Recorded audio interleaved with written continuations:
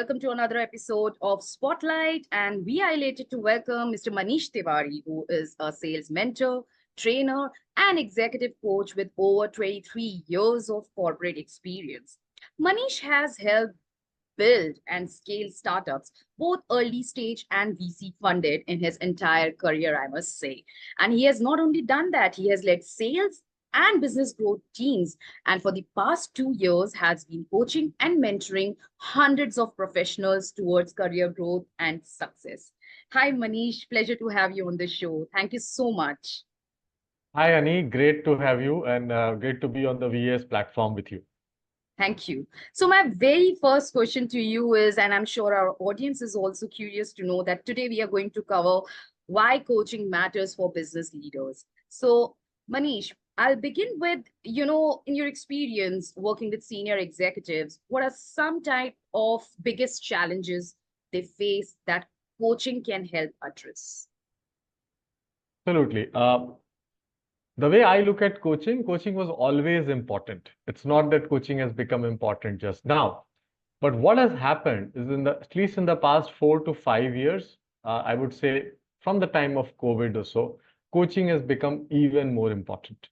And here are some reasons why I believe it is so critical and so important for business leaders, growth leaders to really start looking at coaching in a more focused way. Number one is the whole pace of change in the corporate world. I would say there are two V's, the velocity and volume. So the whole velocity of change that's happening in the business landscape, and that will continue to happen even more in even more speed now, has been phenomenal. It has never been like this in the past 100 years, I'll say, in business. So the whole velocity of change and also the volume of change. So there is a change in the way people work. There is a change in the way technologies are coming in. There is also a change in the way leader is expected to work and behave. And this two-V combination of velocity and volume of change is very critical, which makes the job of a leader very tough. The job of a business leader today is far tougher than it was, let's say, about a decade back when I was working over there. So that's one. The second, I would say, the second reason why I believe business leaders who should very seriously look at coaching is the way current workforce is. I guess today we are in a unique point where there is a multi-generational workforce. There are Gen Z, there is a millennial, there is a Gen X. All three are there, and all three have to work together. And to keep such a team engaged and also productive is not an easy task. Again, I like to point out it is only in the times now that the leader has to face it. Earlier leaders had only one generation or maximum two generation of or workplaces there. So that's very critical. So how to keep them engaged and how to keep them productive is a big challenge for the business leader. And again, coaching is a great tool for that. And the third, and I think again, very critical and often overlooked point is the whole model of leadership has changed. Even the self, let's say I'm a leader today, with so much of change and so much of things happening. My own self-management, a leader's own self-management is very critical now. How a leader manages their own self, their own, let's say, stress, their own focus in a world full of distractions, how they can remain centered, right? That's the key quality for a leader of today. And again, coaching is a great tool. So I guess all the three are, I think, big reasons why leaders and anybody who's in a leadership position or is getting into or is already there should seriously look at coaching. You know, um, you just covered a point wherein, you said that there are different generations here. And I'm curious to know from my end, like, you have been to the both sides, as a leader or in the corporate, domain. And then now you are a coach, training people who are leaders. So how has been your journey from the past 2 years as per your experience? Interesting. I've had quite a transition myself. I was set for an entire typical corporate career, and I had a thriving corporate career, which I thoroughly enjoyed. Uh, Last 2 years, I have transitioned out, and I'll pick this point, Honey, that you said about the multi-generation workforce. Even today, for example, you'll be surprised to know that one is most of my clients are, let's say, millennials. and a lot of Gen X. These are my clients, so I work with them. But I also have a team of solopreneurs, freelancers who work with me, and these are all the Gen Z, 22, 24, 25 years old, almost half my age, and I work with them. So I'm managing a Gen X, a Gen Z team, and working with a millennial clientele. And I am sort of in between, or I'm sort of Gen X or the millennial. So that's the challenge, and how you manage them, how you manage a remote team, how you build my full business is remote.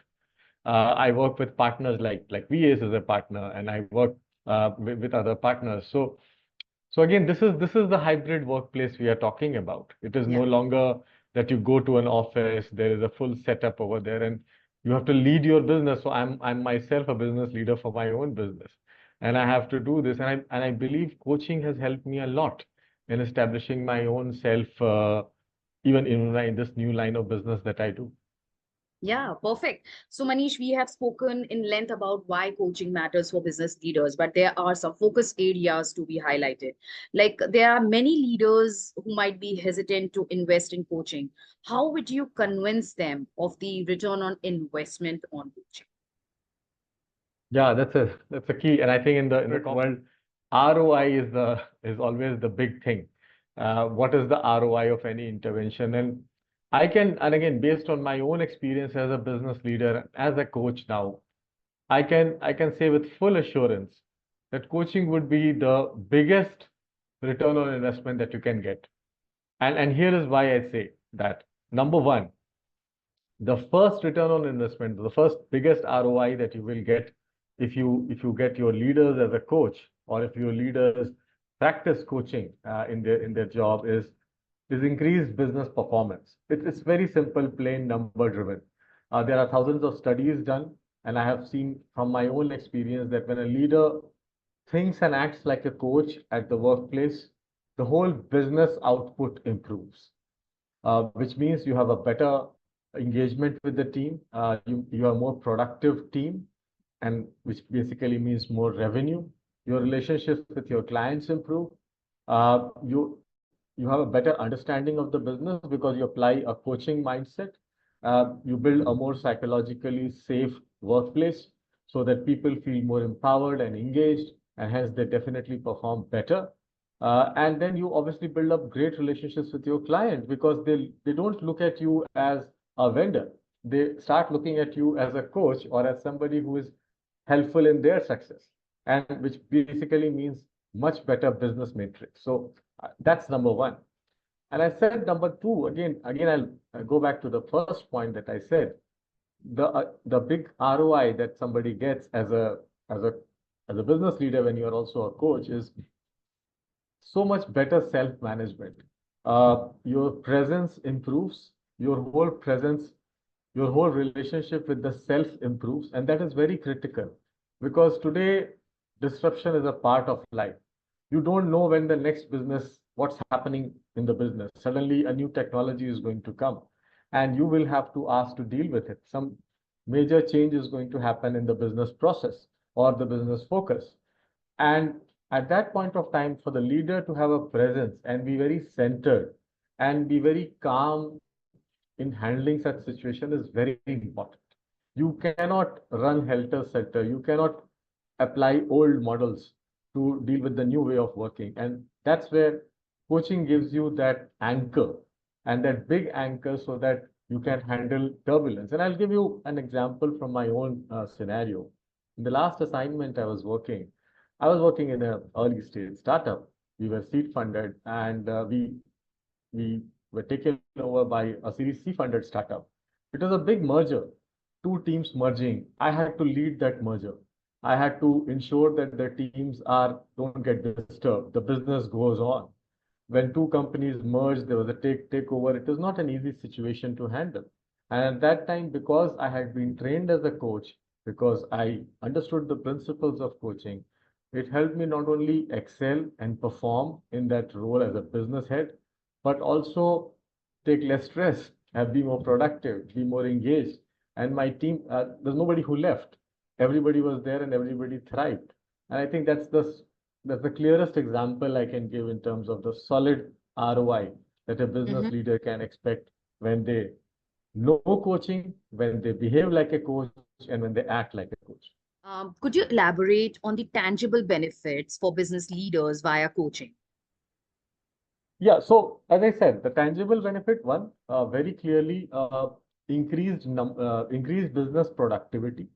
If leaders behave as a coach or they practice coaching, they will see their numbers, the tangible numbers of business numbers going high.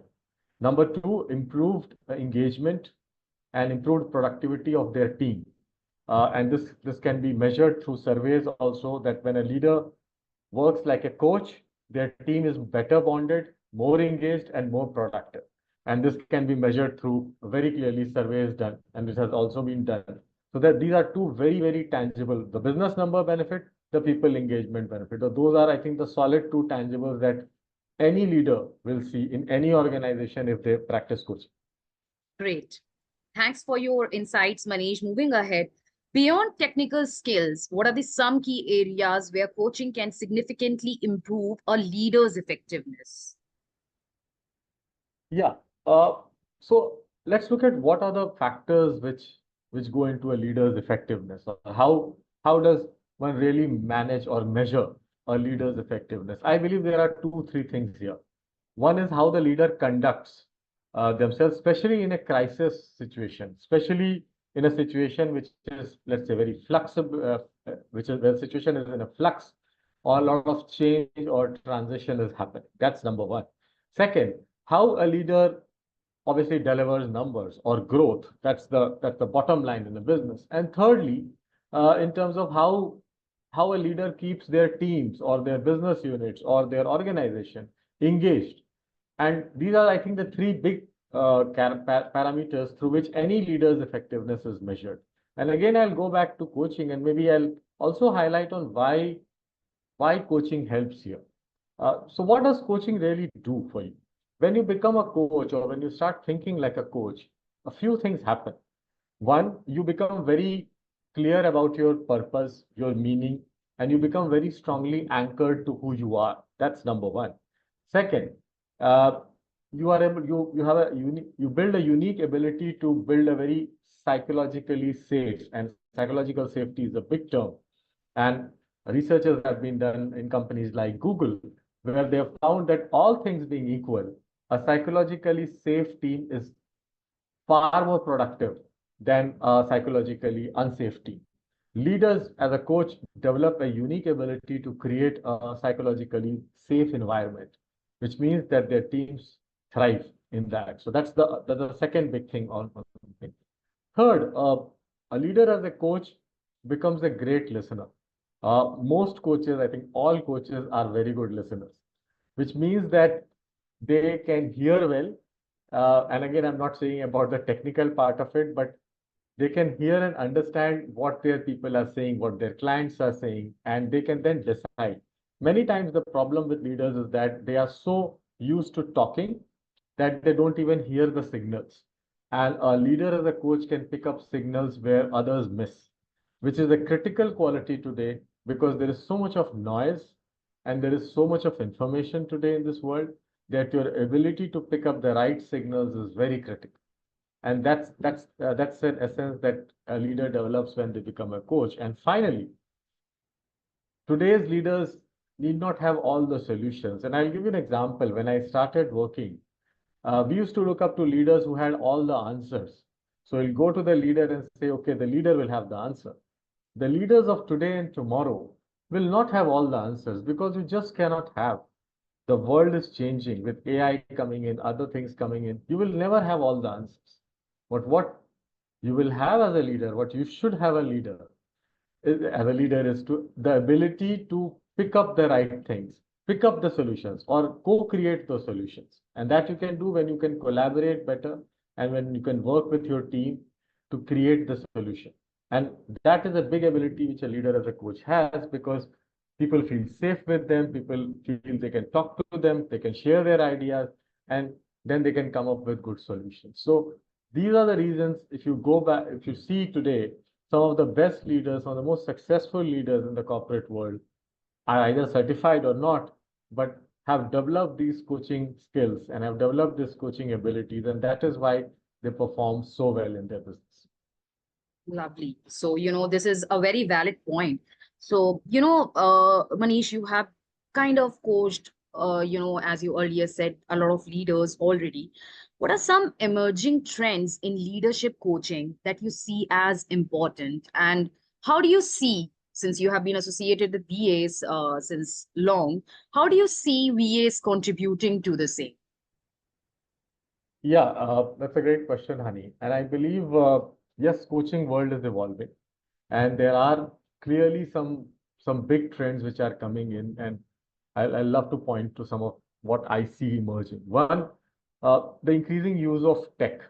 Uh, so one is the platform bit, which I think again VS is doing a great job of it. Because of the entire technology and the platform, and also now AI coming in, uh, one big trend in coaching is how digital coaching or how platforms can help democratize coaching. So people can use the platform to find the coaches. Secondly, you can also use AI because AI can tell you, okay, what are your preferences, and then can do the right matching with with the right coach. And that's a great ability that technology gives. And I know VS has already put up a platform for that. And so I think that is only going to grow. The ability of platform and technology to further spread coaching and find the right coach for the right coachee is only going to increase. So that's number one. The second big trend that I see is coaching has traditionally been one-on-one. It's most been, let's say, I coach you, one-on-one leadership coaching, but increasingly, coaching is now also becoming what I call as what is called as the systemic or team coaching. So it's no longer just the leader, but it is about coaching the whole team, coaching the whole business unit, for example. And that's a big trend. And International Coach Federation has already identified as systemic team coaching to be one of the bigger trends. And already there is a certification and all. So I think that's going to be a big trend. It's not just going to be one-on-one. Uh, More teams and more businesses would need a group coaching or team coaching. And again, I know VS is doing some great job in that in terms of group mentoring. And I'm sure the coaching is going to pick up. So these two, and the third, which I would also like to point out quite interestingly, is uh, coaching is also becoming very specific. So let's say there's a gender specific coaching, like let's say women leaders, right? Coaching for women leaders, coaching for mid-career professionals, coaching for a specific target group in the organization, rather than just general coaching. And again, if you point out to VAs, VAs has done, I think, some exceptional job in terms of coaching women leaders or helping them grow in the organization. And I see this trend becoming bigger. So rather than just general coaching, companies will come and talk about specific either gender diverse groups to coach, or let's say certain groups at a particular stage of their career life cycle, and provide very targeted coaching interventions for such groups. So I think coaching is going to become more deeper with that and more customized and more specific. And I think these are the things we are going to see even more now.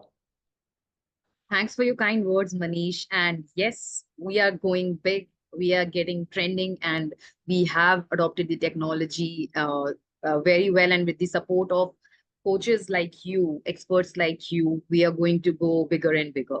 Moving ahead, given your background in sales, Manish, and I must say that you're a sales leader, can you share an example of how coaching benefits not only in individual leaders, leaders who are working as you have mentioned already, as solopreneurs or are in corporate sector, but also their sales team? Yeah, in fact, coaching sales teams has been a big thing that I do in my work. Coaching sales leaders and sales teams, and having come from a background of sales, I've spent 2 decades in sales. I can say very confidently that coaching could be the real big thing now in selling, and more sales leaders and more sales people should look at coaching. Uh, Leadership coaching is already there, but from a domain specific, I would say sales is a big domain where one should look at coaching. And here is why I say that.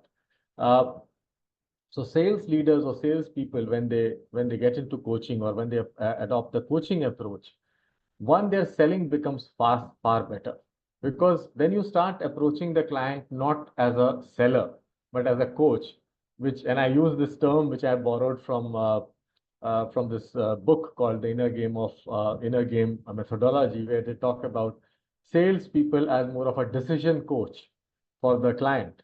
So in that case, you're not going to push a product or a service, but you basically are, when you become a decision coach, you actually help the client take the right decision.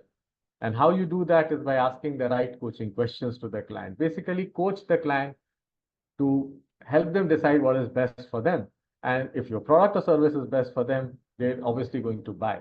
And I have seen this in my own life, and I've coached a lot of salespeople in this approach. And they get phenomenal success, because then it doesn't feel like selling. It actually becomes a coaching, right? And the client so strongly bonds to you because they understand that you have their best interest in the mind. So that's a great approach towards selling. So I would say, beyond everything else, if you adopt the sort of coaching approach, that's one. And the second benefit, I would say, which sales leaders or sales team will get with coaching is, and this is more from the sales leader, that normally we think that we need to train the sales team on sales skills, but understand, everybody learns on their own, right? Everybody has their own learning styles, and everybody also applies things and picks up things in a different way. You may train me on a particular sales skill, but if I have a mental bottleneck related to some of those things that you've talked about, I will never apply it. And that's what I've seen a lot of times sales trainings fail. And if you sort of combine the sales training with, let's say, a sales coaching approach, which is basically you get inside the head of the salesperson, or let's say you're a sales leader and you start talking to your sales teams as more like a coach, you will understand what is really blocking them from achieving their target, or what's really going on in their mind. And when you get into that conversation, you will really know what's wrong. Maybe it's not the skill, it's a mental block that is there. And if you can discuss and sort of close that mental block, the team is going to perform. So I think in sales, because it's a high stress, high pressure game, and obviously a number game, right? I would say coaching is even more important. And I wish more sales leaders and more business leaders and more revenue leaders start looking at coaching as a great tool to enhance their sales effectiveness beyond just being, let's say, a leadership skill. Awesome. So now we'll the show. Thank you so much, Manish, for your insights. And I must say that, for our audience, that they must have learned something, really new with you. You have covered all the points for the business leaders. And not only that, you have, kind of took them through the technology part of coaching too. So thank you for your time, Manish. Any last tips for our business leaders, since we spoke about coaching for business leaders, and it should come from you? Okay, first of all, thank you so much, Honey. I think I had a great session with you. Thank you so much for providing this platform to share my thoughts, insights, and whatever learning I have picked up. Uh, the final thought, I'll say the same. This is one of my favorite quote on coaching is something I think Bill Gates said. Everybody needs a coach, and if you think you don't need a coach, maybe then you need the coach the most, because that's how I like to end this. Do look at coaching as a great tool for self growth, for self development. I can assure you, you'll never be disappointed. So that those will be my final words. Thanks for your kind words. And I'm sure business leaders who are watching this show today with WeAce have learned a lot from this episode of Spotlight. Thank you for your time. Thank you, Manish. Have a Thank good you. day. Thank you. Yeah.